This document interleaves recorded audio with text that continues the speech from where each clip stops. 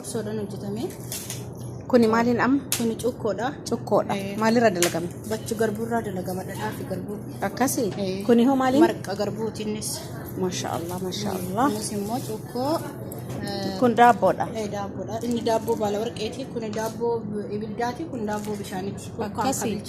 Akkasii. Kuni kaneettoodha. Kaneettoo ka garbuun dalagamu? Ka garbuurraa hojjetamu. Ooyuu sii banaa cukkoo.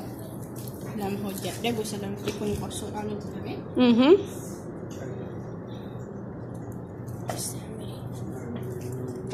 Suuta jedhi bani. Warri yaada dubartan gara manaa seenaa beekamu. Qophii sagantaa jalqabuuf ta'an waan ta'eef ol seenaa.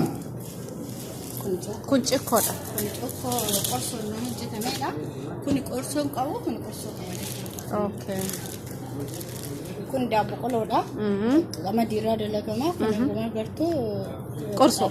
Qorsoodha. Qorsoo garbuu. Qorsoo garbuudhaadha. Barbareedhaa fi qorsoo garbuutti gootee dalagama. Suni marmaree jedhama.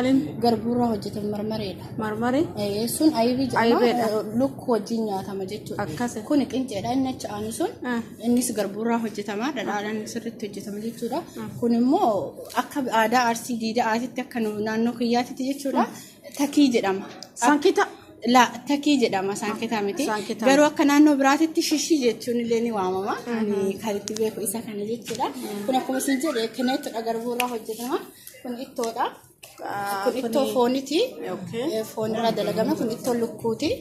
Warroonni yaada jettan ol seenaa sagantaa jalqabuuf ta'an waan ta'eef. Dhadhaanis ni jira qorsi. Dhadhaa dibataati.